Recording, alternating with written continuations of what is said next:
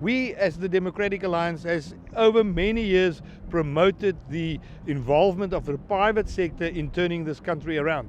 It hasn't been listened to in the past, but now we can see the ANC has realized that we need the private sector. Let's take, for example, ports and rails.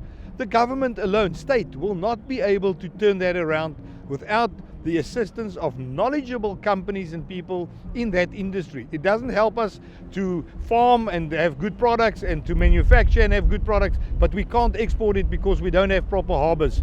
It doesn't help us if we don't turn Eskom around. And for many years, the Democratic Alliance has advocated for the privatization of certain segments of Eskom and getting the private sector in to alleviate the problems that we had with our electricity. If we want to grow this economy, we need a sound and stable electricity supplier. And Eskom on its own will not be able to do that, and therefore we've made proposals with regards to the getting in of the private sector, and we believe that those proposals will not only now be listened to, but will also be implemented. And talking about the acts that the bills that have been signed into law, one of them that the DA has been complaining about is the Land Expropriation Act. You still stand by that going into the State of the Nation address? How did it affect? I would assume it's something that perhaps you might have discussed with the President as well going into this. The Democratic Alliance feels very strongly against certain parts of that act. That is why we have written a letter to the President enforcing Section 19.3 of the Memorandum of Understanding that speaks to sufficient consensus.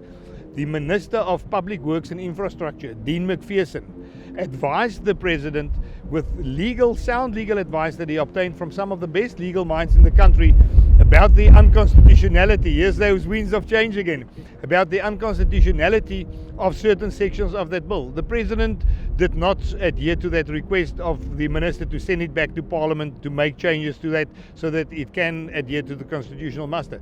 So unfortunately that has been happening. The DA is currently busy drafting our legal documents. We will take the Expropriation Act to court.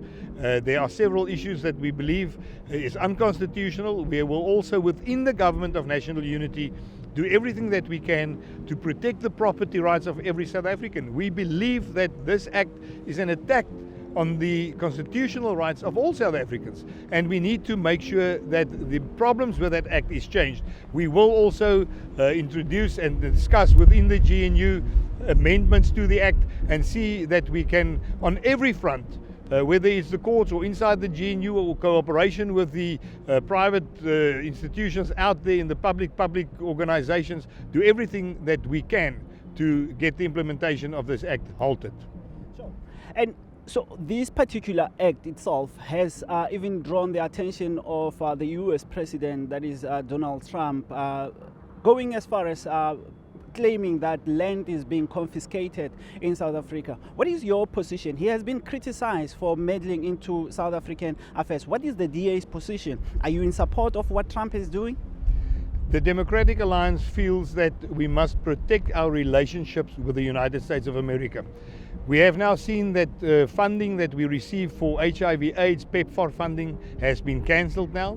And we must be very careful that we do not lose the AGOA agreement.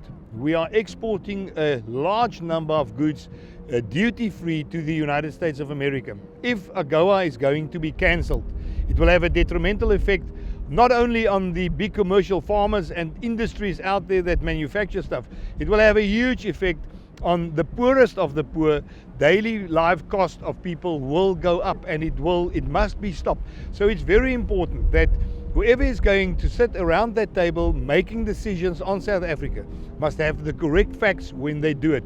We must make sure that all emotions calm down and that we go into this with an open mind and hopefully work to the best advantage of every South African. It needs to be that the dust must settle. We know and we saw that President Trump is not a person that only says things. He executes them. So this is a real threat for South Africa, and we've got to come to the table and say, well, what is our trade relationship with America? Why are we supporting countries like Iran? Why did we allow Iran, for example, to become part of the BRICS countries? Whilst we know that one of our biggest trading partners is opposed to Iran, we should not poke the bear. We should work together with the United States and other countries that we've got good trade relationships with. You're speaking also about having the correct facts before making statements. Do you not feel that perhaps Donald Trump, as some critics say, that perhaps his remarks were misguided and failed to recognize the historical context of land expropriation, and perhaps he seems to be misunderstanding the land reform process in South Africa? I don't think it's a matter of him understanding or not understanding what's going on here. As I've said now, it's important that he must have the right facts, and that Marco Rubio, his Secretary of State, must also have the right facts when they speak to South Africa. We saw this morning that Secretary Rubio said that he will not attend the planning event of the G20, and that is a problem for us. South Africa is the president and host of the G20 this year, and we need to have the United States on board. And I think things change every 4 years in the United States. You've got a president every 4 years. We had Trump, then we had Biden, now we've got Trump again. And we are going to be fools if we don't adapt to that. We need to make sure that not only keep him happy, it's not about keeping him happy. It's about keeping the people of South Africa happy, and make sure that every decision that we make is done in the best interest of the people here. And I'm quite sure that having good trade relations with the United States of America is of utmost importance in order to achieve the benefit for people here on the ground in South Africa. But does his remarks not undermine the sovereignty of South Africa? Well, he's the president of the United States. They give us a lot of money, and he said that there are certain things that he's got problems with. So it's his full right as a president to make those remarks. We can't stop him from making them. Whether we agree with him or not, that's not the question. That is his point of view at this stage. And we've got to persuade him that things are different. We've got to persuade him that South Africa does not only consist of the ANC, that there are other parties in this government as the DA. The Democratic Alliance went to the United States of America over the last couple of years several times, where we had discussions with both Republicans and Democrats, where we told them that please don't judge South Africa as a whole on the actions of the ANC in isolation. We are a country that is far more than only the ANC. We said to them that we will have a new government in this country. And we saw that last year when this government of national unity was formed. So it's very important that not only the United States, but every country out there that deals with South Africa must realize that things have changed. We are not only the ANC, we are now a government of national unity, and we are changing things around. We will change policies with regards to our foreign policy. We will change the economical policy of this country, and we are doing that precisely. That I think we will hear tonight. So it's very important that they get the right message, and that they do not punish the people of South Africa for the misdoings of the ANC governments in the previous governments over the last 30 years. Well, some people would argue that Trump, in doing so, he's encouraged by the DA's conduct previously, whereby you guys wrote to the United States to get involved with the elections that gave birth to the GNU. Asking other countries like the United States to come and observe our elections, to make sure that election fraud does not take place and that elections are run smooth and fairly.